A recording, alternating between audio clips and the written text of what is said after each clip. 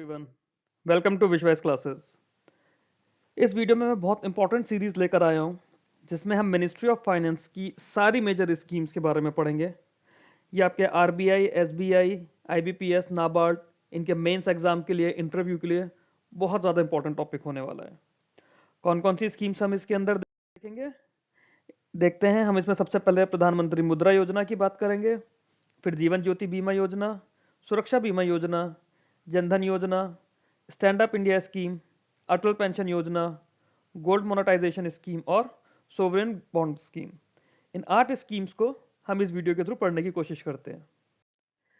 सबसे पहले देखते हैं प्रधानमंत्री मुद्रा योजना, पीएमएमवाई, जो कि साल 2015 में लॉन्च की गई थी। हम जब मेंस केस से बात करेंगे, आरबीआई या नाबार्ड के लिए बात करेंगे, तो हम देखेंगे कि स्कीम कब लॉन्च की गई, उसका एम क्या है, उसके की फीचर्स क्या हैं, उसकी एलिजिबिलिटी क्या है, टारगेट ऑडियंस क्या है, इंप्लीमेंटेशन कौन करता है। जब इंटरव्यू के लिए अगर बात कर रहे हैं तो उस स्कीम का पूरा ओवरव्यू हमें पता होना चाहिए। फॉर एग्जाम्पल, इंटरव्यू में आपसे डायरेक्टली पूछा जा सकता है कि प्रधानमंत्री मुद्रा योजना के बारे में बताइए, आपको क्या पता है। तो जो भी इसका ओवरव्यू हम सुन रहे हैं वो आपके एग्जाम के इंटरव्यू के लिए जरूरी है। एम की अगर हम लोग इसमें सबसे पहले बात करें तो मुद्रा योजना का एम है to fund the unfunded by bringing such enterprises to the formal financial system and extend affordable credit to them. मतलब क्या हुआ इसका? इसका मतलब हुआ कि उस सेक्टर के लोगों को जिनको पैसा नहीं मिला है उन्हें फंड करना है, टू फंड द अनफंडेड, ये इसका एम है। एलिजिबिलिटी क्राइटेरिया क्या है? जो भी कोई इंडियन सिटीजन है जिसके पास बिजनेस प्लान है नॉन फार्म सेक्टर इनकम का, वो इसके लिए एलिजिबल है और उसकी क्रेडिट नीड 10 लाख रुपए से कम है, such as manufacturing, processing, trading और service sector whose credit need is less than rupees 10 lakh. जो भी इंडियन सिटीजन जिसके पास कोई नॉन फार्म सेक्टर, ये इंपॉर्टेंट है, नॉन फार्म सेक्टर की बात हो रही है, नॉन फार्म सेक्टर का बिजनेस आइडिया है, इनकम जनरेटिंग एक्टिविटी का आइडिया है, उसे 10 लाख रुपए तक का लोन दिया जा सकता है। इंप्लीमेंटेशन एजेंसी क्या है? Micro unit development and refinance agency limited, मुद्रा। इटसेल्फ मुद्रा नाम से एक इंप्लीमेंटेशन एजेंसी इसके लिए है। और इस तरह के सवाल आपके आरबीआई के एग्जाम के लिए जरूरी हैं कि उन्होंने स्कीम से रिलेटेड 4-5 लाइनों का एक आपको पैराग्राफ दे दिया, उसमें पूछ लिया ये कौन सी स्कीम है, इसकी इंप्लीमेंटेशन एजेंसी कौन सी है, या फिर इटसेल्फ स्कीम से रिलेटेड 3-4 चीजें पूछ ली, सॉरी दे दी, और उसमें पूछ लिया कि कौन सा ट्रू है कौन सा फॉल्स है।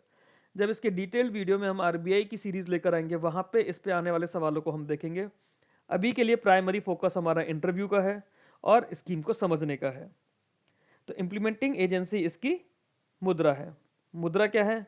मुद्रा एक कंपनी है जो कि कंपनीज एक्ट में रजिस्टर्ड है, और एक एनबीएफसी है जिसे एनबीएफसी का लाइसेंस आरबीआई ने दिया है। कोई भी सरकारी कंपनी अगर आपको लोन कर रही है, आपको फाइनेंस कर रही है, रीफाइनेंस कर रही है, उससे एक एनबीएफसी की फॉर्म में आरबीआई के से लाइसेंस लेना पड़ता है। और आरबीआई से लाइसेंस लेने के लिए पहले उसे कंपनी बनना पड़ेगा। जो भी नई कंपनीज बनती हैं अब, वो कंपनीज एक्ट 2013 में रजिस्टर होती हैं। मुद्रा जो है एक होली ओन्ड सब्सिडरी है, किसकी? सिडबी की। 100% कैपिटल मुद्रा की सिडबी से आती है और सिडबी की होली ओन्ड सब्सिडरी है मुद्रा। प्रेजेंटली अगर हम लोग बात करें तो ऑथराइज कैपिटल मुद्रा की है 5000 करोड़ और पेड अप कैपिटल 1675.93 करोड़। तो मुद्रा की ऑथोराइज कैपिटल 5000 करोड़ है और पेड अप कैपिटल 1675.93 करोड़ है और पूरी सब्सक्राइब्ड बाय सिडबी है। आगे देखते हैं। अगर हम इसमें फंडिंग सपोर्ट की बात करें तो इसके अंदर माइक्रो क्रेडिट स्कीम है एमसीए, जिसमें 1 लाख रुपए तक की फंडिंग होती है through micro finance institutions. Refinance scheme है कॉमर्शियल बैंक्स के लिए, रीजनल रूरल बैंक के लिए, एसएफबीज के लिए, एनबीएफसीज के लिए। किस तरह के लोन जाते हैं?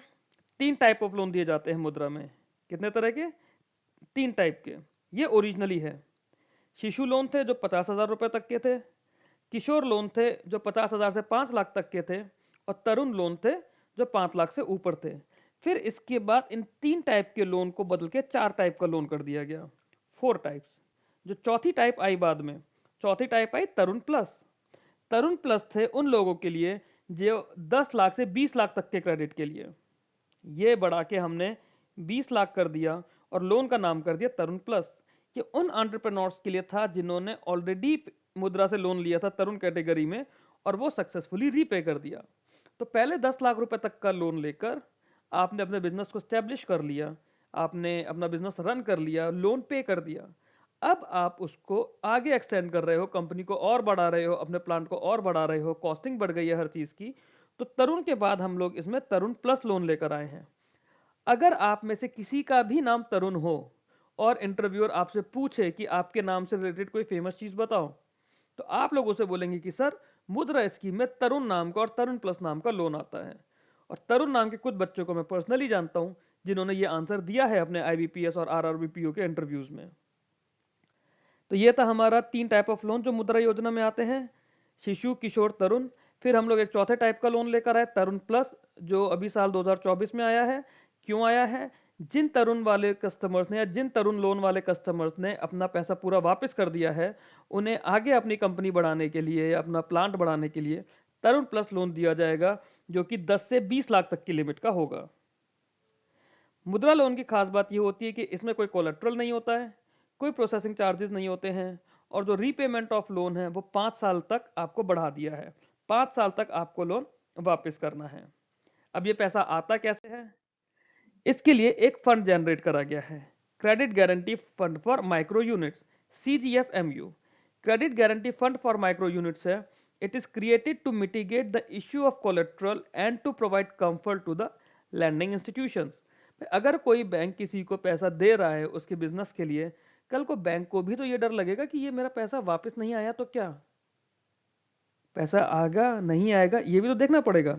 तो बैंक को ये रिस्क ना रहे, इसलिए बैंक को रिफाइनेंस मिलता है। रिफाइनेंस कौन करता है? मुद्रा करता है। तो मुद्रा के पास एक ये फंड है जिसके थ्रू रिफाइनेंस किया जाता है। स्कीम को मैनेज कौन करता है? स्कीम को मैनेज करता है national credit guarantee trustee company limited, NCGTC। ये एक एजेंसी है जिसे गवर्नमेंट ऑफ इंडिया ने प्रमोट किया है। NCGTC स्कीम को मैनेज करती है। मुद्रा के थ्रू रिफाइनेंस जाता है। मुद्रा क्या है? मुद्रा सिडबी की एक फुली सब्सक्राइब्ड सब्सिडरी है। आगे देखते हैं। एक मुद्रा कार्ड मिलता है इसमें। मुद्रा कार्ड जो होता है डेबिट कार्ड की तरह होता है, जो आपके मुद्रा लोन अकाउंट से लिंक होता है। The borrower can make use of Mudra card in multiple withdrawals and credit so as to manage the working capital limit in cost efficient manner and keep the interest burden minimum। तो जैसे हमने cash credit का loan पढ़ा था कि working capital के लिए दिया जा रहा है, मुद्रा भी उसी तरह से लोन है, बट मुद्रा एक सेपरेट लोन है। कैश क्रेडिट बैंक का प्रोडक्ट होता है, मुद्रा लोन गवर्नमेंट ऑफ इंडिया की स्कीम के थ्रू है। तो मुद्रा लोन के अंदर भी एक डेबिट कार्ड मिलता है। इंटरेस्ट सिर्फ उतने ही अमाउंट पे चार्ज होगा जितना अमाउंट किसी ने भी लोन का अपना लिया है। फॉर एग्जाम्पल, किसी को अगर 10 लाख की लिमिट मिल गई है तो उसे पूरे 10 लाख पे इंटरेस्ट नहीं देना। 10 लाख में से वो जितना पैसा विड्रॉ करेगा, सिर्फ उतने ही पैसे पे उसे इंटरेस्ट देना होगा। प्रधानमंत्री मुद्रा योजना से रिलेटेड कुछ न्यूज हम लोग देखते हैं। रिसेंट न्यूज आइटम्स में क्या आया था? जब मैंने आपको बोला कि साल 2015 में इसे लॉन्च किया गया था, तो सबसे पहली चीज थी it has completed it's 1 decade. इसने 10 साल पूरे कर लिए हैं। न्यूज ने 10 साल पूरे करे, 33 लाख करोड़ इसके कस्टमर्स हो गए, 52 करोड़ से ज्यादा इसने लोन दिया है बेनिफिशियरीज को। सॉरी, 33 लाख करोड़ से ज्यादा इसने लोन दे दिया है, 52 करोड़ बेनिफिशियरीज रहे हैं। जो किशोर कस्टमर थे, इनिशियली उनका शेयर 5.9% था, जो बढ़कर 44.7% हो गया। मतलब जो आपके लार्जर एंटरप्राइजेस की तरफ था वो शिफ्ट होता जा रहा है। 3 तरह के लोन थे ना, शिशु, किशोर और तरुण। तो जो किशोर वाले लोन थे उनका शेयर होल्डिंग बढ़ गई है। लिमिट कितनी थी? 50,000 तक, फिर 1 लाख तक, सॉरी 5 लाख तक, फिर 10 लाख तक। बाद में हमने 20 लाख तक की एक अलग ले आए। शिशु, किशोर, तरुण और शिशु, किशोर, तरुण और तरुण प्लस। इसे मैं रब कर देता हूं। अब आगे के पॉइंट देखते हैं। जो लोन लिमिट थी, hike to 20 lakh for repeat borrower, जो अभी हम लोगों ने डिस्कस करा था। तरुण वालों के लिए तरुण प्लस लेकर आए थे। जो किशोर वाले थे उन्हें 5 लाख से 10 लाख बढ़ा दिया गया था। इसके लिए 6050 करोड़ का नया एलोकेशन किया गया। न्यू क्रेडिट गारंटी किया गया 100 करोड़ तक का फॉर मैन्युफैक्चरिंग MSMEs। ओवरऑल अगर इसकी बात करें तो एनपीए इसका 2.2% है, जिसमें sorry overall NPA 2.2% with public sector bank से 3.6%। मुद्रा ने क्या करा? मुद्रा ने ऑल्सो वुमेन फोकस लैंडर्स को 25 बीपीएस का, 25 बीपीएस की बात करें तो 0.25 के इंटरेस्ट का कंसेशन भी दिया। जो रीसेंट न्यूज़ थी हमारे पास फरवरी की इसकी, उसमें था कि तमिलनाडु के पास सबसे ज़्यादा मुद्रा लोन्स हैं, फॉलोड बाय यूपी और उसके बाद कर्नाटका, देन महाराष्ट्र। तो जो आप में से तमिलनाडु वाले अगर कोई लोग हैं या कोई यूपी वाले लोग हैं, तो आप लोगों को ये न्यूज़ पता होनी चाहिए। आपसे इंटरव्यू में अगर मुद्रा योजना की बात हो रही है तो ये चीज़ पूछी जा सकती है। आगे अब अगली स्कीम की तरफ चलते हैं। अगली स्कीम हम लोग देखते हैं प्रधानमंत्री जीवन ज्योति बीमा योजना। प्रधानमंत्री जीवन ज्योति बीमा योजना की अगर बात करें तो उसका एम क्या था? नाम से ही हम लोग देख रहे हैं जीवन ज्योति। हम लोग बैंकिंग के बारे में पढ़ भी रहे हैं तो हमें आइडिया तो है जीवन ज्योति का क्या है। लाइफ इंश्योरेंस स्कीम है गवर्नमेंट ऑफ इंडिया की। एम था कि जो पुअर और अंडर प्रिविलेज लोग हैं जिनकी एज 18 से 50 साल की है, उन्हें लाइफ इंश्योरेंस दिया जाएगा 2 लाख रुपए का विद द प्रीमियम ऑफ 436 रुपए। 436 रुपए के प्रीमियम में 2 लाख रुपए तक का उन्हें लाइफ इंश्योरेंस कवर दिया जाएगा। यह था जीवन ज्योति बीमा योजना। इसकी इंप्लीमेंटिंग एजेंसी क्या थी? LIC। और जो बाकी लाइफ इंश्योरर्स हैं वो इसे ज्वाइन करने की मर्जी है। एज इन LIC तो सरकारी कंपनी है, उसे तो करना है। जो प्राइवेट लाइफ इंश्योरेंस है, अगर वो चाहें तो वो भी ये प्रोडक्ट ऑफर कर सकते हैं। की फीचर्स इस स्कीम के क्या थे? Subject to annual renewal. अगर आप लोग हर साल अपना ये रिन्यू करा रहे हो लगातार, तो आपको ये जो 50 साल तक का है, बेनिफिट्स आपको इसके 55 साल तक की एज तक मिलेंगे, प्रोवाइडेड आप इसका रेगुलरली प्रीमियम पे करते हैं। रिस्क कवर जो है इसमें वो 45 डेज ऑफ एनरोलमेंट के बाद से ही शुरू है। फॉर एग्जाम्पल, आपने अपना जीवन ज्योति बीमा योजना कराया एंड से अगर आपको वर्स्ट केस में 46 या 47 डे पर कुछ हो गया, आप मर गए, तो आपकी फैमिली को, आपके नॉमिनी को इसका पैसा मिल जाएगा। Policy provide life coverage for 1 year and the insured can renew policy every year. 1 साल तक के लिए ये आपको प्रीमियम देना पड़ता है, उसके बाद ये प्रीमियम ऑटोमेटिकली आपके अकाउंट से पैसा कट होता रहेगा। तो ये था आपका प्रधानमंत्री जीवन ज्योति बीमा योजना, साल 2015 में लॉन्च किया गया। अब फिर वही, अच्छा, जो इसका कवरेज पीरियड रहेगा वो 1 जून से 31 मई है। मतलब ये फाइनेंशियल ईयर नहीं है, 1 जून से 31 मई है इसका कवरेज पीरियड। इसकी अगर रीसेंट न्यूज़ की हम लोग बात करें तो इसमें 3 इंपॉर्टेंट अपडेट्स हैं हमारे पास। क्या क्या? सबसे पहली चीज़ तो यही है कि 10 साल हो गए प्रधानमंत्री जीवन ज्योति बीमा योजना, मार्क 10 ईयर्स। 22.97 करोड़ एनरोलमेंट्स हुए हैं, 8.89 लाख रुपए का क्लेम डिसबर्स हुआ है इसमें से। और पार्ट ऑफ जन सुरक्षा स्कीम है, decade long impact on 82 crore beneficiaries. 1.5 crore रुपए इसमें खर्चा किया गया है पब्लिसिटी कैंपेन्स का। ग्राम पंचायत लेवल पर भी इसमें ड्राइव कराई गई हैं। जो क्लेम्स हैं 9.22 लाख क्लेम इसमें रिसीव किए गए हैं, जिसमें से 8.89 लाख क्लेम डिसबर्स हुए हैं। सॉरी, ये रुपए नहीं है, ये इतने क्लेम्स हैं। 8.89 लाख क्लेम डिसबर्स किए गए हैं और इतना पैसा टोटल इसमें दिया गया है। 9.22 लाख में से 8.89 ऑलरेडी प्रोसेस होकर पैसा दिया जा चुका है। और जो फोकस है वो है कि focus on digital claim processing to reduce pendency to less than 5%। तो लेस देन 5% इसमें पेंडेंसी मतलब पेंडेंसी की टॉलरेंस लिमिट है। तो ये थी हमारी प्रधानमंत्री जीवन ज्योति बीमा योजना। इंटरव्यू में अगर आपसे पूछा जा रहा है कि प्रधानमंत्री जीवन ज्योति बीमा योजना के बारे में आप बताइए, तो आप क्या बताएंगे? आपका आंसर कुछ इस तरह से होगा, सर या मैम, प्रधानमंत्री जीवन ज्योति बीमा योजना हमारे ऑनरेबल प्राइम मिनिस्टर ने साल 2015 में शुरू करी थी। रिसेंटली इस स्कीम ने 10 साल पूरे किए। इस स्कीम का एम था कि जो हमारे पुअर या अंडर प्रिविलेज लोग हैं 18 से 50 साल की एज के बीच में, उन्हें हम एक सोशल सिक्योरिटी सिस्टम से जोड़ रहे हैं, जिसमें उन्हें कुछ अमाउंट का प्रीमियम, जो प्रीमियम हमने पीछे बताया था, वो प्रीमियम देने पर कितना 435 रुपए समथिंग था, उतने प्रीमियम पे 2 लाख रुपए तक का लाइफ इंश्योरेंस मिलेगा। प्रधानमंत्री जीवन ज्योति बीमा योजना LIC के थ्रू इंप्लीमेंट की जाएगी। बाकी प्राइवेट इंश्योरेंस भी इसमें ज्वाइन कर सकते हैं। इसकी खास बात यह है कि अगर आप हर साल अपना इंश्योरेंस का रिन्यूअल कराते रहते हैं तो ये बेनिफिट आपको 50 साल की जगह 55 साल तक मिलता रहेगा। और जो इसके इंश्योरेंस बेनिफिट हैं वो आपके फर्स्ट एनरोलमेंट के 45 डेज के बाद से ही एप्लीकेबल हैं। बस आपको इतना सा बोलना है।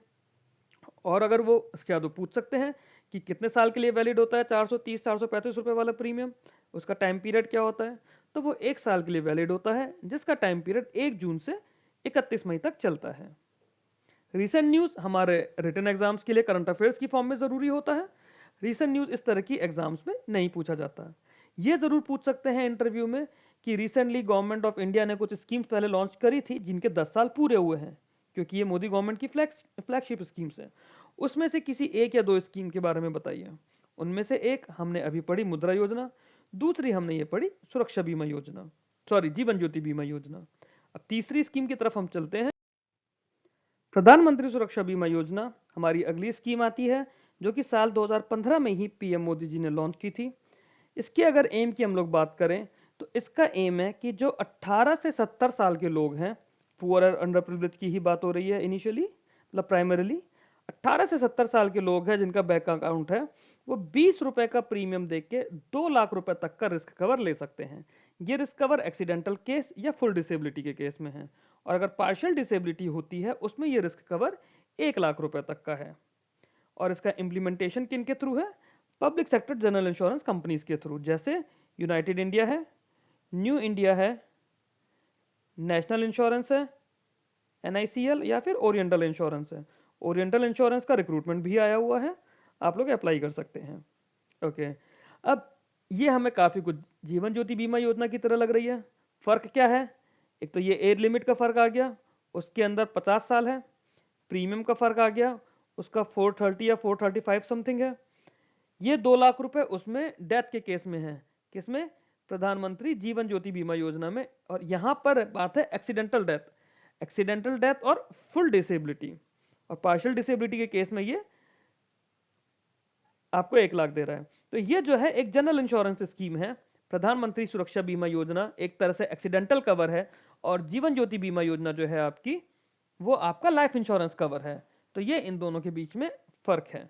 अब आगे इस स्कीम को समझने की कोशिश करते हैं।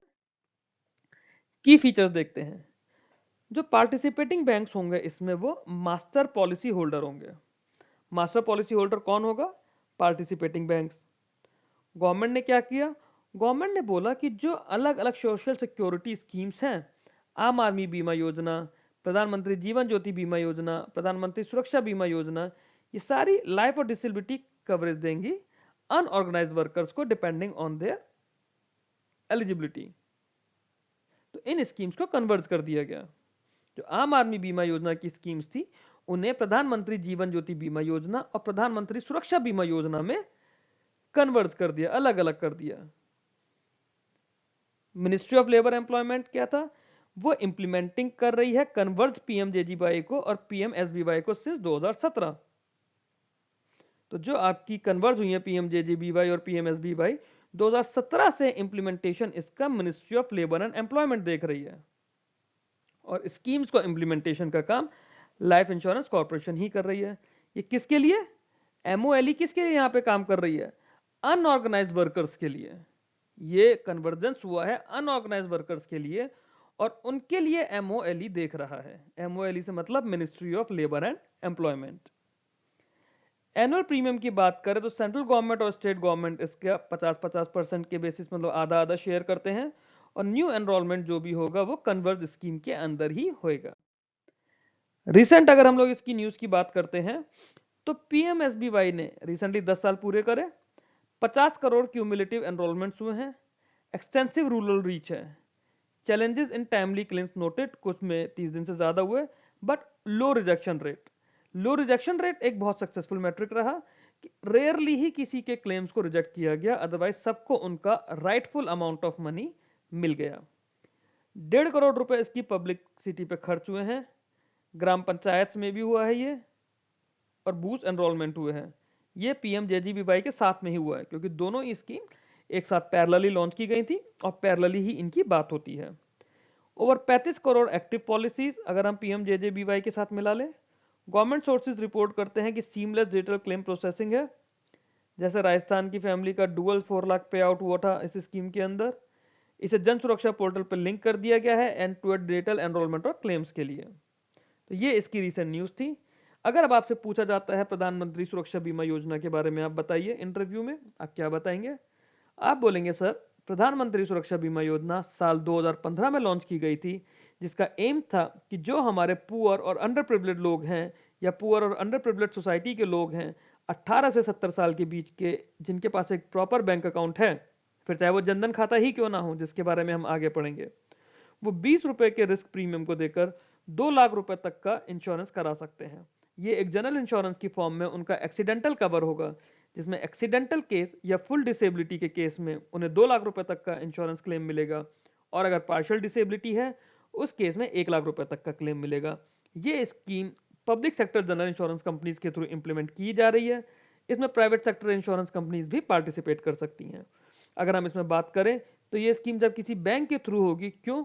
क्योंकि बैंक के पास कस्टमर बेस है, बैंक अश्योरेंस के अंदर होगी, तो बैंक इस केस में मास्टर पॉलिसी होल्डर बनता है on behalf of the participating subscribers. ये आपको बोलना है। इतनी सी आपकी स्कीम है इंटरव्यू के लिए। बाकी सारी डिटेल्स जो अभी एग्जाम्स आने वाले हैं, हमारे आरबीआई का भी आने वाला है, नाबार्ड ग्रेड ए भी आने वाला है, उसके लिए आप इसको देख सकते हैं। या फिर आपका आरआरबी पीओ का भी मेंस आएगा कुछ टाइम में, उसके लिए भी ये न्यूज़ और बाकी सारी डिटेल्स इसकी ज़रूरी हैं। अगली स्कीम की तरफ हम लोग चलते हैं। अगली है हमारी प्रधानमंत्री जनधन योजना। साल 2014 में लॉन्च की गई थी और इसका एक बहुत रेवोल्यूशनरी एम आया था। क्या था? ये हमारा नेशनल मिशन था फाइनेंशियल इंक्लूजन का। प्रधानमंत्री जनधन योजना is a national mission on financial inclusion. Interviewer आपको डायरेक्टली पूछ सकता है कि फाइनेंशियल इंक्लूजन में आपको क्या पता है, या फिर हमारा national mission on financial inclusion क्या है। एम क्या है प्रधानमंत्री जनधन योजना का? Ensuring access to various financial services like availability of basic savings bank account, access to need-based credit, remittance facility, insurance and pension to excluded sections, that is weaker and low income group. Need based credit से हमारा मतलब है OD limit. हम लोगों ने पढ़ा था अपने इंटरव्यू के वीडियोस में भी और बैंकिंग में भी कि ओवरड्राफ्ट लिमिट दी जाती है। अभी हम इसको डिस्कस करेंगे की फीचर्स के थ्रू।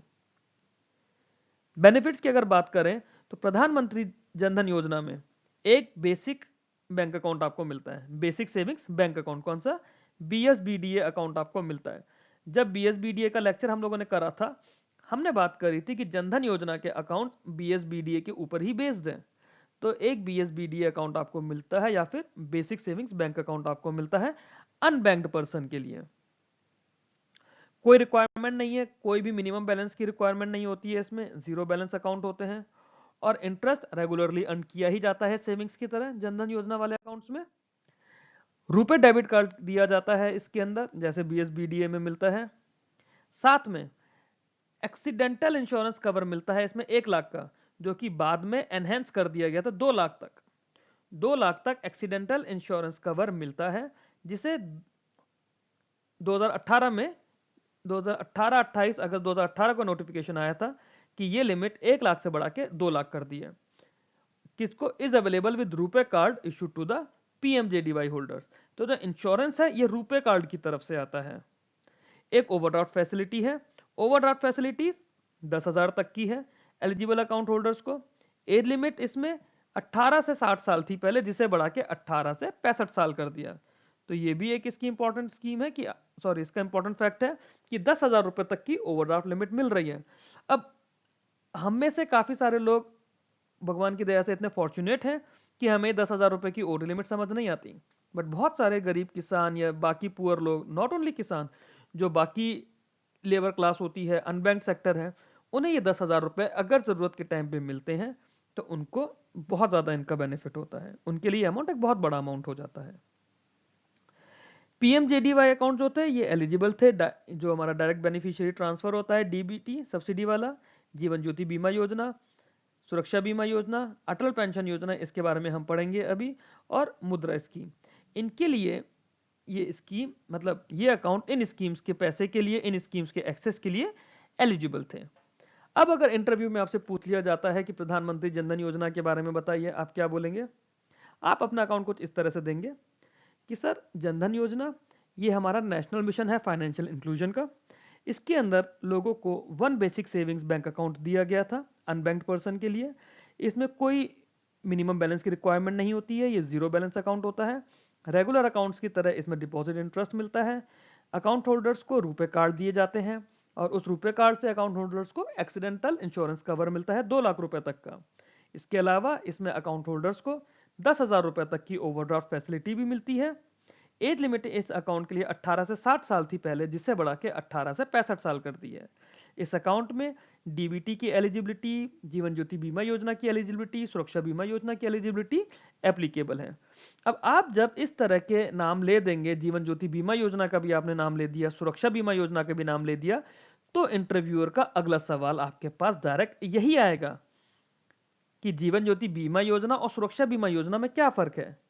इसको हम लोगों ने समझा था पिछले वीडियोस में, सॉरी पिछले स्लाइड्स में। क्या था? जीवन ज्योति बीमा योजना लाइफ इंश्योरेंस स्कीम है और सुरक्षा बीमा योजना जनरल इंश्योरेंस स्कीम है।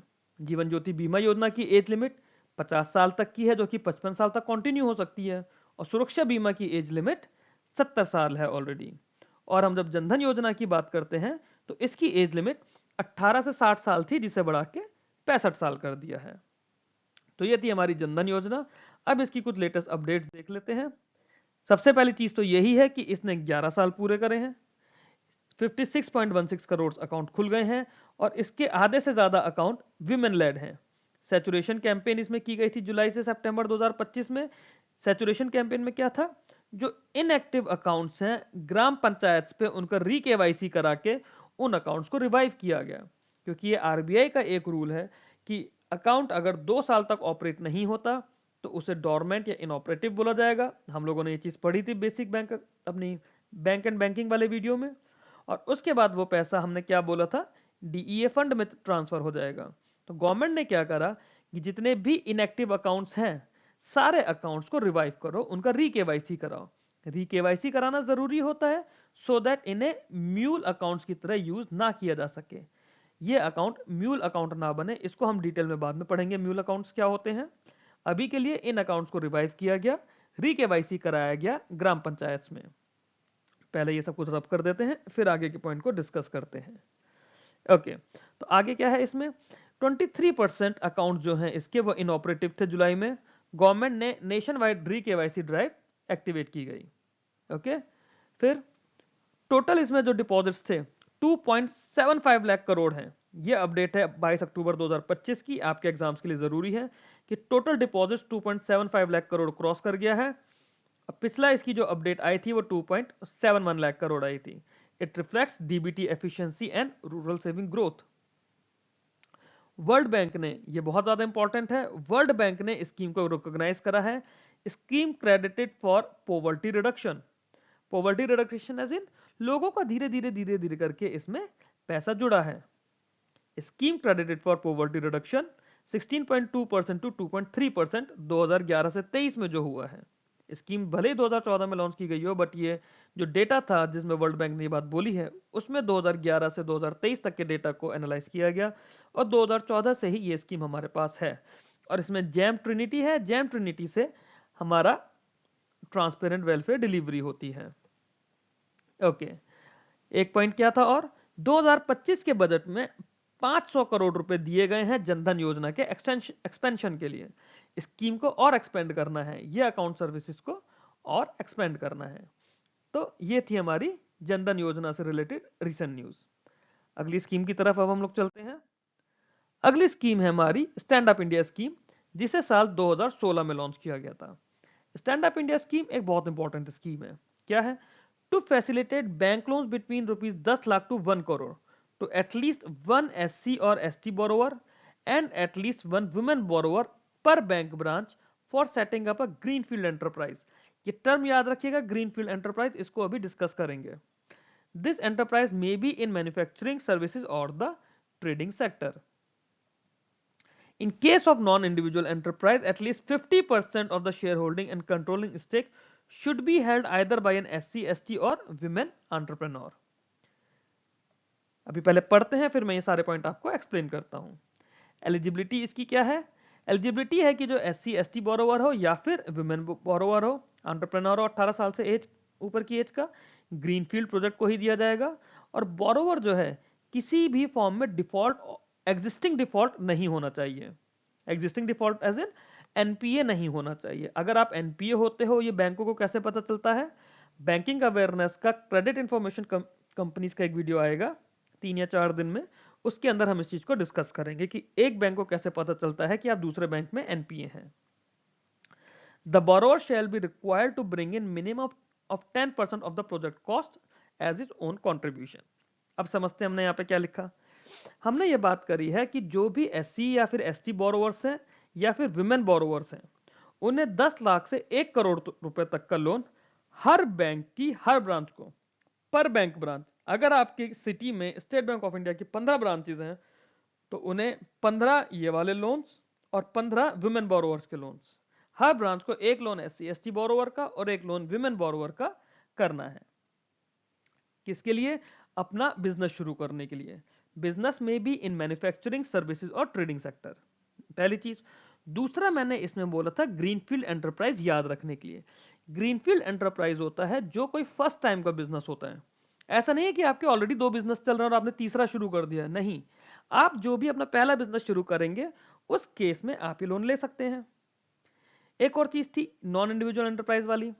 अगर आप अकेले बिजनेस शुरू नहीं कर रहे हैं, आपके साथ एक से ज्यादा लोग हैं, मे बी 2 लोग हों, 3 लोग हों, तो उसमें जो 51% स्टेक, उसका एटलीस्ट 51% मतलब मेजॉरिटी स्टेक या तो एससी एसटी बोरोवर्स का हो या विमेन बोरोवर का हो।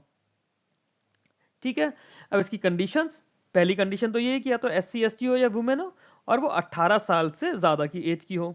दूसरा, लोन्स हमने पढ़ा कि खाली ग्रीनफील्ड प्रोजेक्ट है, मतलब फर्स्ट टाइम वेंचर्स ही हैं।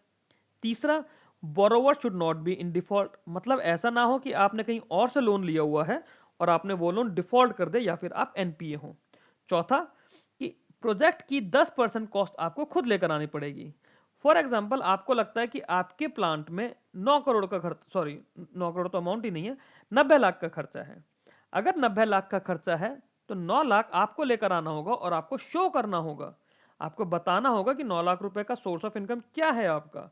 उसके बाद आपको बचे हुए 81 लाख रुपए बैंक से लोन की फॉर्म में मिलेंगे।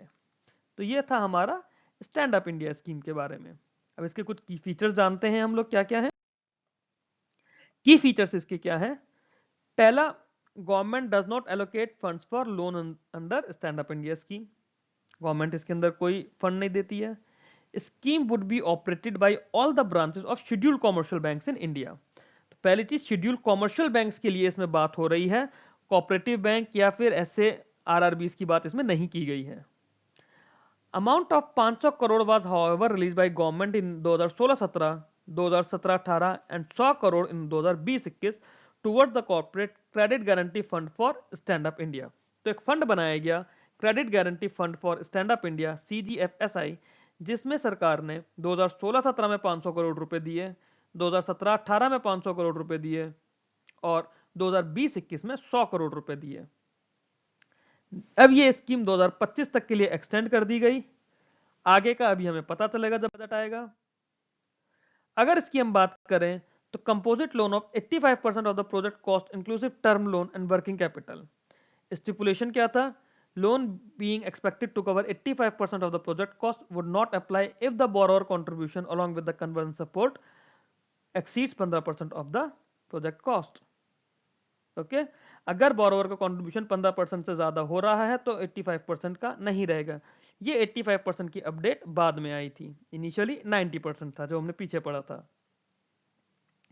इंटरेस्ट रेट जो था इसमें, interest rate would be the lowest applicable rate for the bank for that category, मतलब रेटिंग कैटेगरी, और ये base rate MCLR plus 3% plus tenor premium से ज्यादा नहीं होना चाहिए। तो ये शायद आप लोगों के इंटरव्यू के लिए जरूरी नहीं है। आप में से अगर कोई ऑलरेडी बैंकर है, बैंक क्लर्क है और वो पीओ का इंटरव्यू दे रहा है, उसको ये चीज मेरे से ज्यादा बेटर पता होनी चाहिए क्योंकि वो इन चीजों पर काम कर रहे हैं। हमारे लिए इंटरेस्ट रेट क्या होगा? इसका लोएस्ट एप्लीकेबल रेट होगा उस बैंक का उस पर्टिकुलर कैटेगरी के लिए। ओके, रेटिंग कैटेगरी की बात हो रही है, यहाँ पे SC या ST वाली नहीं हो रही है। जो भी वो बिजनेस कर रहा है उस बिजनेस के लिए किस तरह का लोन दिया जा रहा है, और इसकी value MCLR plus 3% plus tenor premium से ज्यादा नहीं होनी चाहिए। सिक्योरिटी की इसमें बात करें तो प्राइमरी सिक्योरिटी के अलावा लोन में भी सिक्योर्ड बाय कोलेटरल सिक्योरिटी और गारंटी ऑफ CGFSIL, जो हमारा credit guarantee fund for stand up India limited है, as decided by the bank. आगे देखते हैं इसके फीचर्स को हम लोग। रीपेमेंट की बात करें तो लोन का टेन्योर 7 साल है with a maximum moratorium period of 18 month. Moratorium से यहाँ पे मतलब होता है कि लोन आपका 7 साल में आप रीपे कर सकते हैं। बट कभी कभी क्या होता है कि बोरोवर को लगता है कि शायद मैं लोन अभी वापस नहीं कर पाऊंगा, मेरे को टाइम चाहिए, मेरे को कोई दिक्कत हो गई है, तो वो बैंक से रिक्वेस्ट करता है कि मेरा टेन्योर बढ़ा दो। तो वो जो एक्सटेंडेड टेन्योर दिया जाता है किसी भी लोन में उसे मोरेटोरियम कहते हैं। ये भी आपके इंटरव्यू के लिए एक इंपॉर्टेंट वर्ड है। मोरेटोरियम क्या होता है?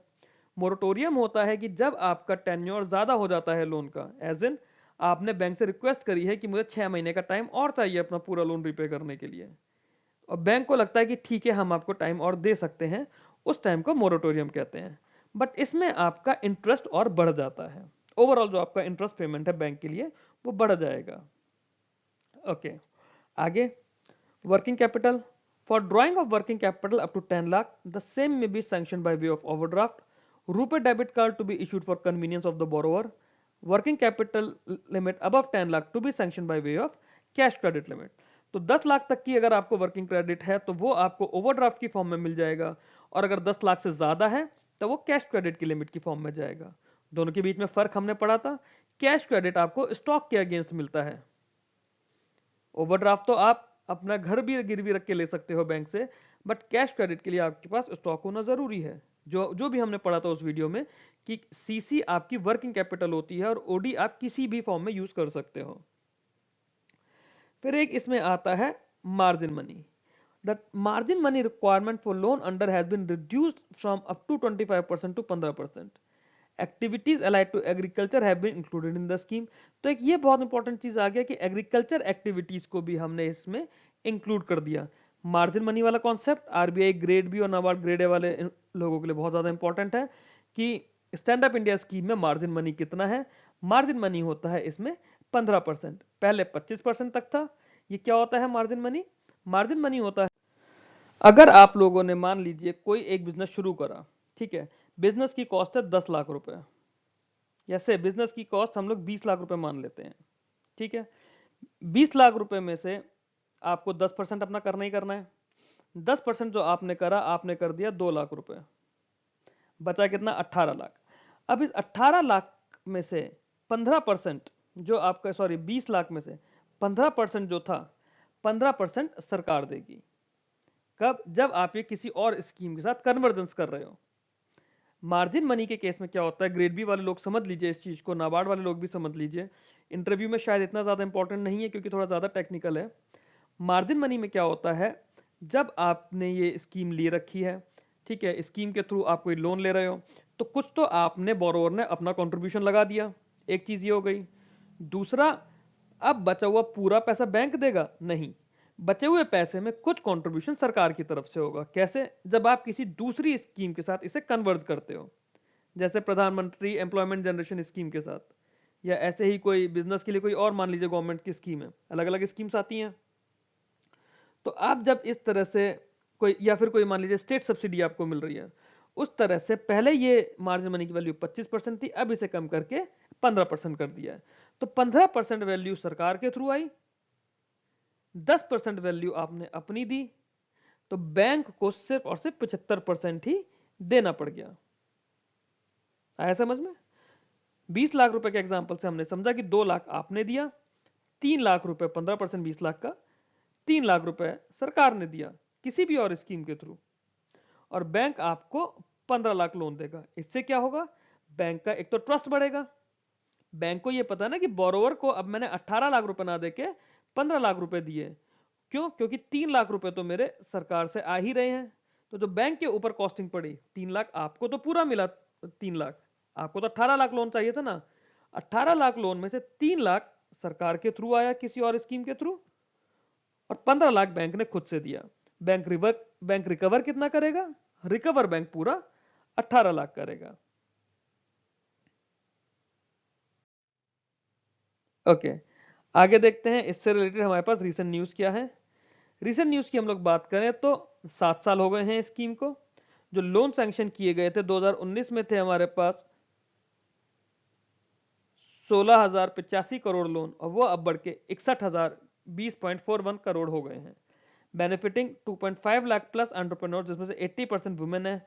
हाईलाइटेड इन आज़ादी का Amrit Mahotsav for inclusive growth. आज़ादी का अमृत महोत्सव के इवेंट में इसे इंक्लूसिव ग्रोथ में हाईलाइट भी किया गया था। अब एक इसमें नई सब स्कीम आई है जिसमें 5 lakh SC ST first time women entrepreneurs को टर्म लोन दिया जाएगा अप टू 1 करोड़। तो बहुत इंपॉर्टेंट चीज है, नई सब स्कीम इसके अंदर क्या आई है?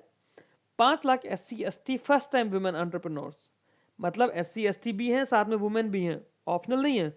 SC ST वुमेन्स की बात हो रही है। उन्हें टर्म लोन दिया जाएगा up to 1 crore. Total allocation इसके लिए 1500 करोड़ है for training and mentoring. Beneficiary states की बात करें तो अप्रैल 2025 को जो इसके स्टेट्स आए थे, 1,94,804 वुमेन हैं इसमें, 49,031 SCs हैं, 15,962 ST एंटरप्रेन्योर्स हैं, और गुजरात ने सबसे ज्यादा इसमें लोन दिए हैं। तो ये हमारे कुछ इंपॉर्टेंट न्यूज और फैक्ट्स थे। आपके एग्जाम में डायरेक्टली इस तरह से पूछा जा सकता है कि कितना अमाउंट क्रॉस हो चुका है या फिर कितनी फिगर्स क्रॉस हो चुकी हैं। इंटरव्यू में अगर पूछा जाता है आपसे, इंटरव्यू में इसका आंसर आपको कैसे करना है, स्टैंड अप इंडिया स्कीम के बारे में बताइए। तो सर या madam, stand up India scheme government of India की एक ऐसी स्कीम है जिसके अंदर SC STs या फिर वुमेन बोरोवर्स को बैंक की हर ब्रांच से, मतलब हर बैंक की ब्रांच से उनके बिजनेस के लिए लोन दिया जाता है 10 लाख से 1 करोड़ रुपए तक का लोन। इसके अंदर ग्रीनफील्ड प्रोजेक्ट में दिया जाता है, मतलब कि जो कि फर्स्ट टाइम वेंचर्स होते हैं, और एक कंडीशन ये होती है कि बोरोवर का कोई डिफॉल्ट नहीं होना चाहिए किसी और बैंक से। बोरोवर को प्रोजेक्ट की मिनिमम 10% कॉस्ट खुद से लेकर आनी पड़ेगी। गवर्नमेंट ने अलग से इसमें कोई फंड्स एलोकेट नहीं किए हुए थे इस स्कीम के लिए। हाउएवर, गवर्नमेंट ने साल 2016-17 और 17-18 में 500 करोड़ रुपए और 2020-21 में 100 करोड़ रुपए इसी स्कीम से रिलेटेड एक कॉर्पस बनाकर, जिसे credit guarantee fund for stand up India scheme बोला गया, उसके अंदर किया गया। इतना सा आपको बोलना है। इसके बाद की जो इसकी डिटेल्स थी वो इंटरव्यू के लिए शायद उतनी जरूरी नहीं है, पूछ सकते हैं डिपेंडिंग कि अगर आप ऑलरेडी बैंक एम्प्लॉय हैं तो, बट आपको पता होना चाहिए, क्योंकि यू नेवर नो इंटरव्यूअर के मन में क्या आ जाता है आपकी क्वालिफिकेशन देखकर, आपके आंसर्स, आपका कॉन्फिडेंस देख के, मे भी वो कुछ भी पूछ ले। हो सकता है कि ऑलरेडी आपने लिया हुआ हो, आप इसलिए ज्यादा इसमें बता दो, तो आपको पता होना चाहिए। अगली स्कीम की तरफ चलते हैं। अगली स्कीम है हमारी अटल पेंशन योजना। अटल पेंशन योजना की अगर हम लोग बात करते हैं, एम क्या था? To create a universal social security system for all Indians specially the poor. ठीक है, साल 2015 में लॉन्च हुई थी, ये चीज हमें पता ही है इससे रिलेटेड।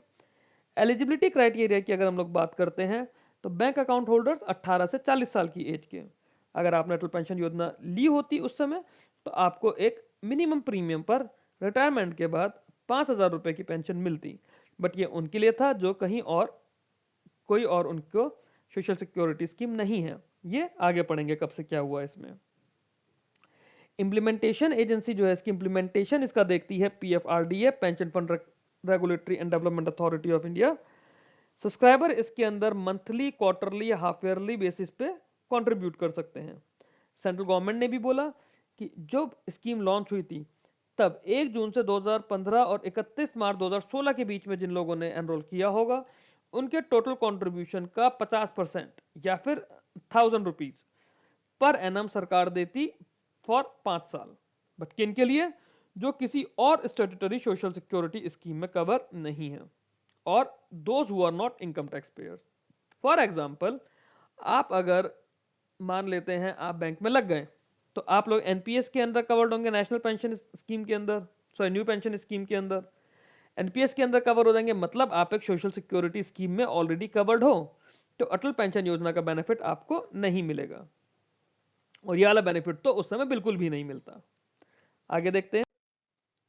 आगे इसकी की फीचर्स की बात करें, तो जो मंथली पेंशन होगी वो सब्सक्राइबर को मिलेगी या उसके बाद में उसकी वाइफ को मिलेगी। सब्सक्राइबर की डेथ के केस में, मतलब दोनों के डेथ के केस में, pension corpus as accumulated at age of 60 of the subscriber would be return to the nominee of the subscriber. तो इसमें 3 चीजें हो गई। 60 साल तक आपको जो पेंशन कॉर्पस बना, ओके, 60 साल तक की एज तक जो आपका पेंशन कॉर्पस बना, उसके हिसाब से आपको पेंशन मिलेगी। आपकी डेथ के बाद, मतलब सब्सक्राइबर की डेथ के बाद, उसके स्पाउस को मिलेगी। और स्पाउस की भी जब डेथ हो जाएगी, तब पेंशन कॉर्पस जो भी एक्यूमुलेट हुआ होगा 60 साल की एज तक का, वो उसके नॉमिनी को वापस मिल जाएगा। तो ये था अटल पेंशन योजना का की फीचर। बाकी और देखते हैं इसमें। In case of death of subscriber, the spouse of the subscriber shall be entitled to the same amount of pension till his or her death. तो ये एक इंपॉर्टेंट चीज है कि जो पेंशन आपने सब्सक्राइब करी है, आपके स्पाउस को भी वही अमाउंट ऑफ पेंशन दी जाएगी। और इन केस अगर सब्सक्राइबर 60 तक पहुंचा ही नहीं, पहले ही उसकी डेथ हो गई, Spouse of the subscriber can continue contribution to APY account of the subscriber for remaining vesting period, मतलब जो 60 साल तक का बचा हुआ पीरियड है तब तक के लिए, till the original subscriber would have attained at the age of 60। तो जो बचा हुआ उसका पीरियड था, मान लीजिए कि सब्सक्राइबर 58 पे था जिसकी डेथ हुई, तो स्पाउस अभी से फॉर एग्जांपल 54 का है, तो फिर उसे 6 साल पे नहीं करना है, क्योंकि ओरिजिनली प्राइमरी सब्सक्राइबर को 2 साल और पे करना होता, तो स्पाउस को 2 साल ही और पे करना पड़ेगा। पहले एक स्वावलंबन स्कीम चला करती थी, अटल पेंशन योजना ने स्वावलंबन स्कीम को रिप्लेस किया है। ये इसके की फीचर्स थे, 2-3 पॉइंट्स इसमें और हैं, उसे अगली स्लाइड में देखते हैं।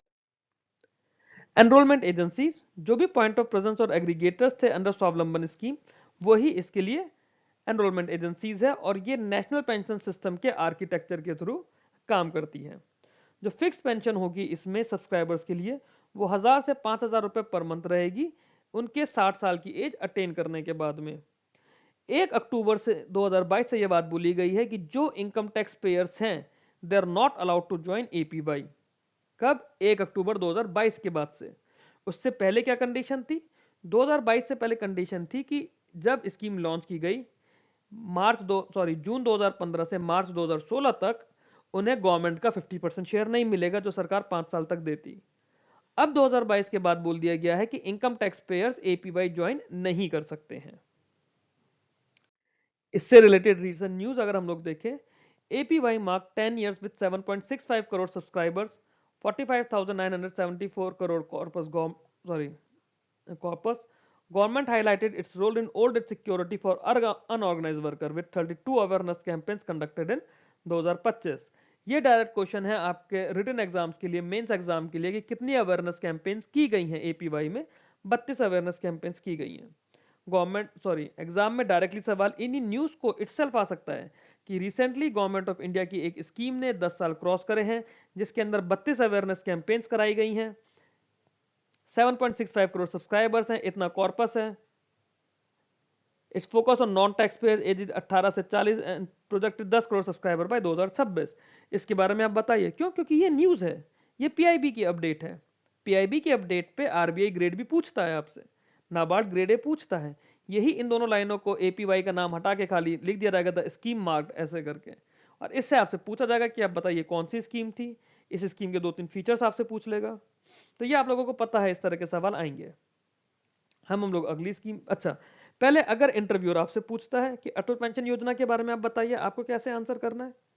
आपको इस तरह से बोलना है कुछ, सर मैम अटल पेंशन योजना हमारे ऑनरेबल प्राइम मिनिस्टर की एक फ्लैगशिप स्कीम है, हमारी करंट गवर्नमेंट ऑफ इंडिया की पीएम मोदी जी की एक फ्लैगशिप स्कीम है।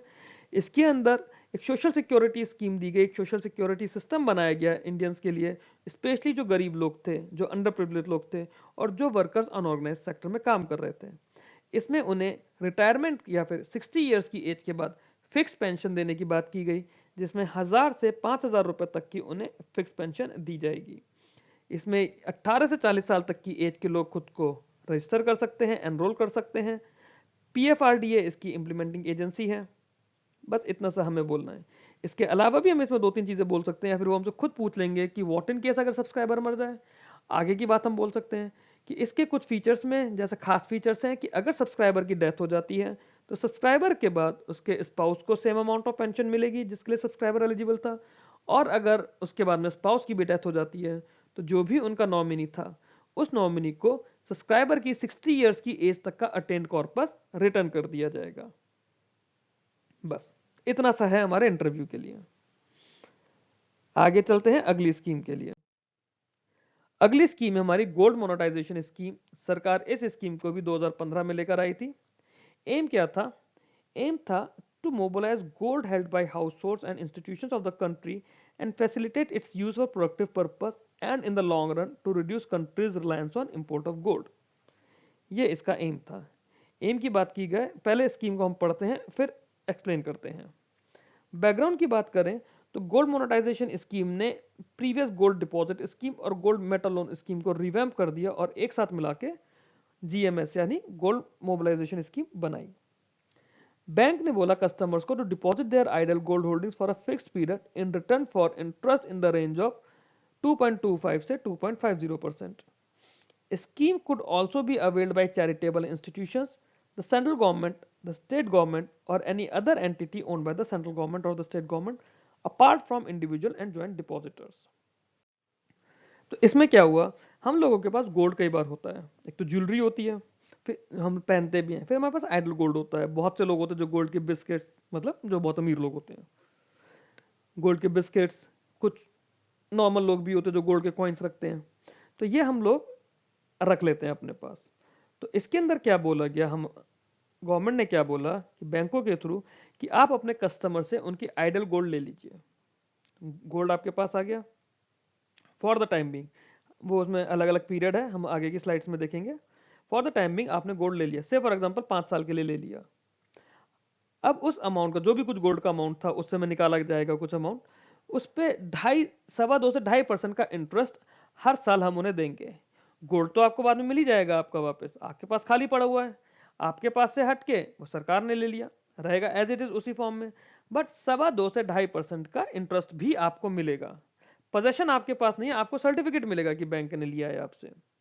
अब इस स्कीम के लिए इंडिविजुअल्स और जॉइंट डिपॉजिटर्स तो हो ही सकते हैं, साथ में charitable institution, central government, state government या कोई भी एंटिटी सेंट्रल और स्टेट गवर्नमेंट की। ये जो स्कीम लॉन्च की गई, एक गोल्ड डिपॉजिट स्कीम थी और गोल्ड मेटल लोन स्कीम थी, दोनों को मिला के रिवैम्प करके जीएमएस हम लोग लेकर आए। तो एम ये था कि जो हम लोग अपनी कंट्री में गोल्ड इंपोर्ट करते हैं, आप लोगों ने पढ़ा होगा ना अपने बैंकिंग अवेयरनेस के अंदर भी या वैसे भी, कि आरबीआई की जो हम लोग करेंसी छापते हैं, आरबीआई करेंसी प्रिंट करता है, वो किस बेसिस पे करता है, होता है ना कि उसमें 55% गोल्ड होना चाहिए, अगर 200 करोड़ होगा तो 110 करोड़ गोल्ड होना चाहिए और 90 करोड़ उसमें फॉरेन एसेट्स होने चाहिए। तो वो जो गोल्ड का रिलायंस है कंट्री का बाहर से इंपोर्ट करने का, वो चीज कम हो जाए और कंट्री के पास ऑलरेडी अपना गोल्ड हो, मिनिमम रिजर्व सिस्टम के लिए। पढ़ा होगा आप लोगों ने, नहीं पढ़ा तो मैं एक वीडियो बना दूंगा, आप मेरे को बता दीजिएगा। मिनिमम रिजर्व सिस्टम, उसमें गोल्ड पे रिलायंस होता है हमारा, हमें वो रिलायंस नहीं करना है कि हम गोल्ड को बार बार इंपोर्ट करें उसके लिए। तो उसके लिए हम लोग गोल्ड मोनेटाइजेशन स्कीम लेकर आए। आरआरबीज के अलावा सारे एससीबीज इस स्कीम के लिए पार्टिसिपेट कर सकते थे। इस स्कीम के बाकी की फीचर्स की हम लोग अगर बात करें तो deposits can be made for short term period, 1 से 3 साल। प्रिंसिपल एंड इंटरेस्ट जो होगा वो गोल्ड के डिनोमिनेशन में रहेगा इसमें। मीडियम टर्म पीरियड 5 से 7 साल का और लॉन्ग टर्म पीरियड 12 से 15 साल का। Principal will be denominated in gold and interest in Indian rupees with the value of gold at the time of deposit.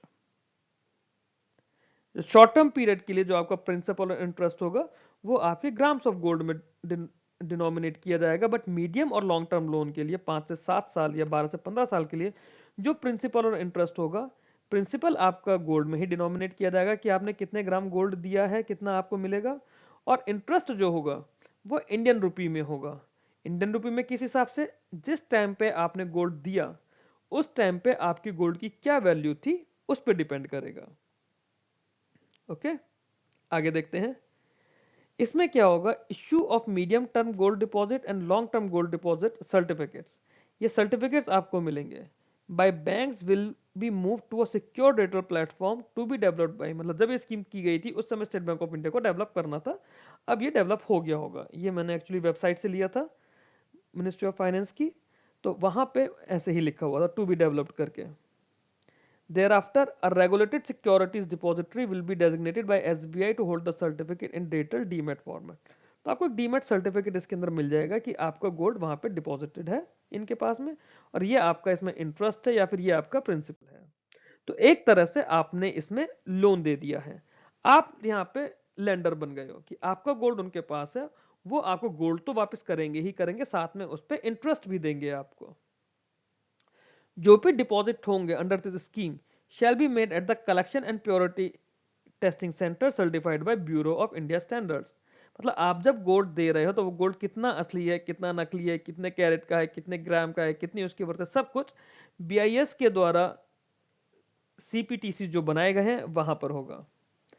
Minimum deposit shall be 10 grams of raw gold, bar, coin, jewelry, excluding stones and other metals. There is no maximum limit for deposit under the scheme. The difference between current borrowing cost for the government of India and the interest rate paid by the government under medium long term deposit will be credited to the gold reserve fund. तो एक gold reserve fund बना दिया जाएगा जिसमें जो अभी government की borrowing cost है और जो इंटरेस्ट रेट है, फॉर एग्जांपल गवर्नमेंट आपको इंटरेस्ट रेट दे रही है 2.25 से 2.5% का, और गवर्नमेंट को कॉस्ट ऑफ बोरोइंग से फॉर एग्जांपल पड़ती है 4.5%, 5%, तो जो भी बीच का डिफरेंस है वो उसके अंदर डालते हैं। अब इसमें अगर इंटरव्यूअर आपसे पूछता है कि गोल्ड मोनेटाइजेशन स्कीम के बारे में बताइए, तो आप क्या बोलेंगे? आप इंटरव्यू को कुछ इस तरह से आंसर करेंगे, sir gold monetisation scheme government of India ने एक स्कीम निकाली थी। गवर्नमेंट का एम था कि लॉन्ग रन में जो कंट्री का रिलायंस है इंपोर्ट ऑफ गोल्ड पे वो कम हो जाए, और जो हमारे पास कंट्री में ऑलरेडी एग्जिस्टिंग गोल्ड है, जो कंट्री के इंडिविजुअल्स लोगों के पास में है या गवर्नमेंट या स्टेट गवर्नमेंट के पास में है या फिर स्टेट गवर्नमेंट और सेंट्रल गवर्नमेंट की एंटिटीज़ के पास में है, वो प्रोडक्टिव पर्पस में यूज़ हो पाए। इसके अंदर गवर्नमेंट का एम था कि अगर हमारे पास मतलब सरकार के पास में गोल्ड आता है इस तरह से लोगों से या अलग अलग कंपनीज के थ्रू, तो उस पर 2.25 से 2.5% का उन्हें रिटर्न मिलेगा। सरकार लोगों से 3 तरह से गोल्ड ले रही थी, शॉर्ट टर्म पीरियड 1 से 3 साल के लिए, मीडियम टर्म पीरियड 5 से 7 साल के लिए, और लॉन्ग टर्म पीरियड 12 से 15 साल के लिए। अगर शॉर्ट टर्म पीरियड था तो उसमें प्रिंसिपल और इंटरेस्ट ग्राम्स ऑफ गोल्ड में डिनोमिनेट किया जा रहा था। मीडियम या लॉन्ग टर्म पीरियड था तो उसके अंदर प्रिंसिपल तो गोल्ड की ही फॉर्म में था, बट इंटरेस्ट इंडियन रुपी की फॉर्म में था, वो अमाउंट की फॉर्म में जो गोल्ड का उस टाइम पर डिपॉजिट के टाइम पे अमाउंट होता उसके अकॉर्डिंगली। इसमें मीडियम टर्म गोल्ड डिपॉजिट और long term gold deposit certificate जो थे वो हमें इशू होने हैं डेटोर प्लेटफॉर्म पे, एक डिपॉजिटरी में होंगे और डीमेट की फॉर्म में होंगे। जो मिनिमम डिपॉजिट होगा it shall be 10 gram of raw gold, 10 ग्राम होना चाहिए, उसके अलावा कोई मैक्सिमम लिमिट इसकी नहीं होनी चाहिए। ये रॉ गोल्ड से हमारा मतलब है बार, कॉइन या ज्वेलरी होनी चाहिए। ज्वेलरी में स्टोन्स या अदर मेटल का वेट नहीं लिया जाएगा। इस तरह से हमें इसको आंसर करना है। अगली स्कीम देखते हैं। अगली स्कीम है हमारी sovereign gold bond scheme. Sovereign gold bond scheme सरकार 2015 में लेकर आई थी। इसका भी एम कुछ ऐसा ही था कि जो डिमांड फिजिकल गोल्ड की है हमारी वह कम हो जाए और जो लोग गोल्ड में सेव करते हैं उन्हें वही बेनिफिट मिले। जैसे बहुत से लोग होते हैं जो पैसा जोड़ने के लिए गोल्ड खरीद लेते हैं, गोल्ड कॉइन खरीद लेते हैं, गोल्ड ज्वेलरी खरीद लेते हैं। एम क्या होता है कि फ्यूचर सिक्योर करना होता है कि अनएक्सपेक्टेड कोई ऐसा सर्कमस्टेंस आ गया अगर, तो पैसे के आपको दिक्कत ना पड़े, आपके पास गोल्ड है, क्योंकि गोल्ड सबसे ज्यादा लिक्विड एसेट होता है। गोल्ड बॉन्ड स्कीम को भी हम ऐसे ही समझेंगे, पहले हम इसको पढ़ लेते हैं एक बार। एलिजिबिलिटी क्राइटेरिया क्या है? जो हमारे रेजिडेंट इंडिविजुअल्स हैं, एचयूएफ्स हैं, ट्रस्ट हैं, यूनिवर्सिटीज हैं, चैरिटेबल इंस्टीट्यूशंस हैं। फीचर्स क्या होते हैं इसके?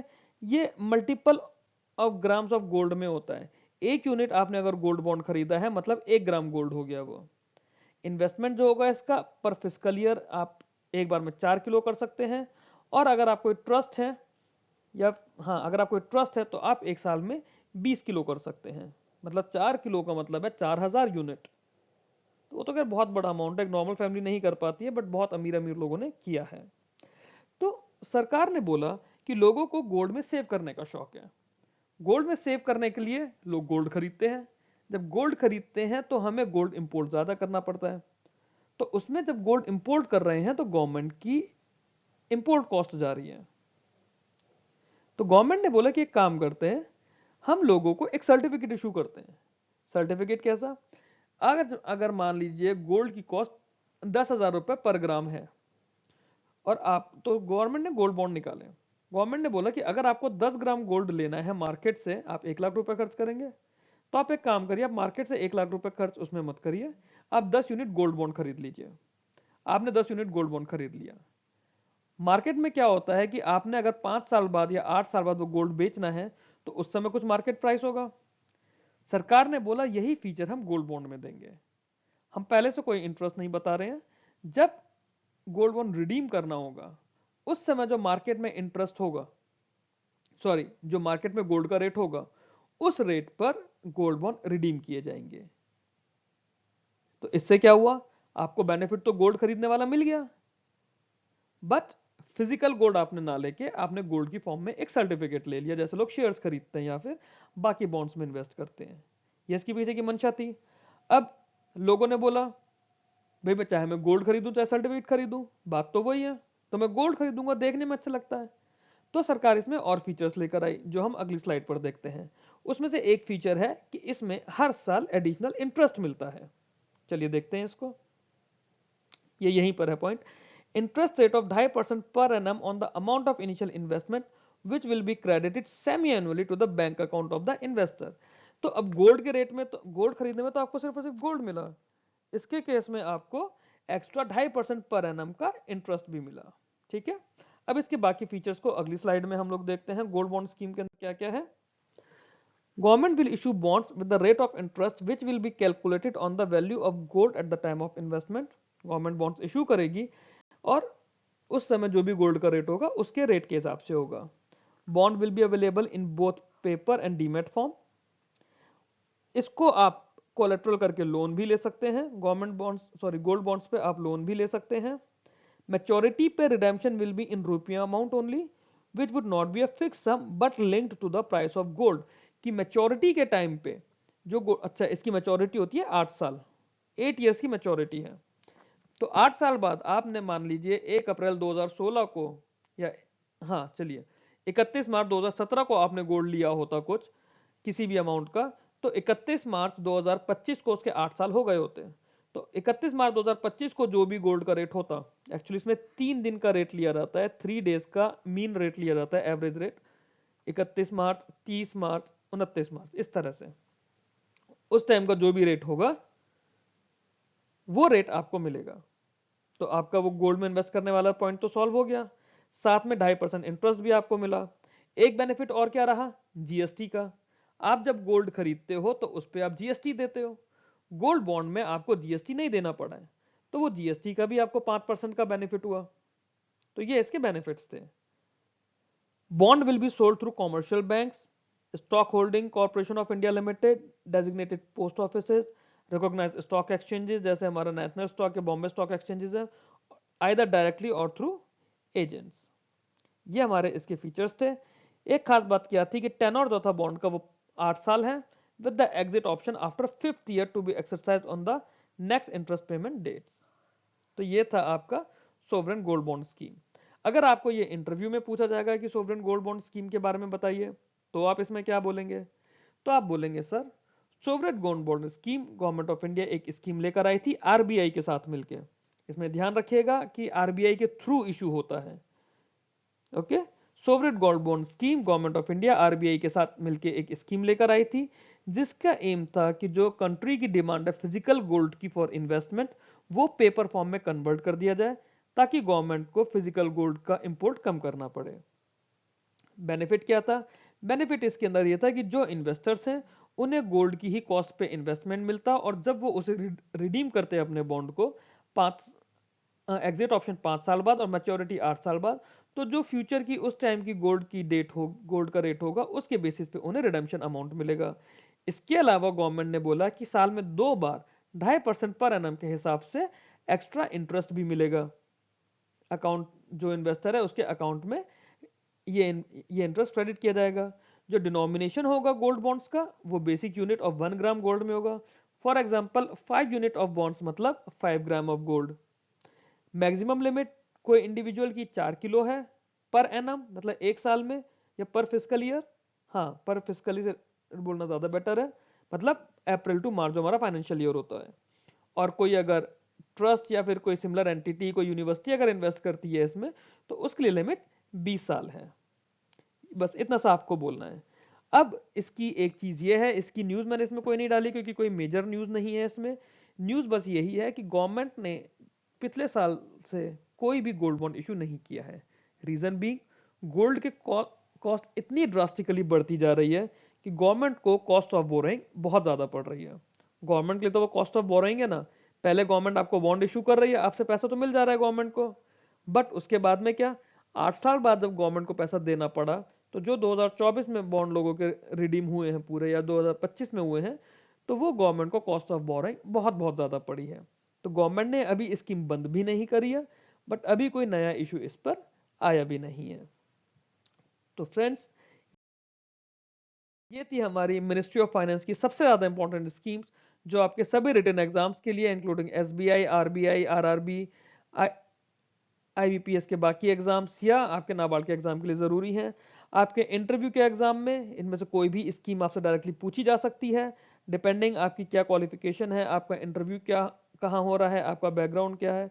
इन चीज़ों के लिए ये वीडियो आप लोग देखिए, एक बार दोबारा देखिएगा। वीडियो अच्छा लगे तो वीडियो को लाइक कीजिएगा, चैनल को सब्सक्राइब कीजिएगा। Thank you so much for your time with me.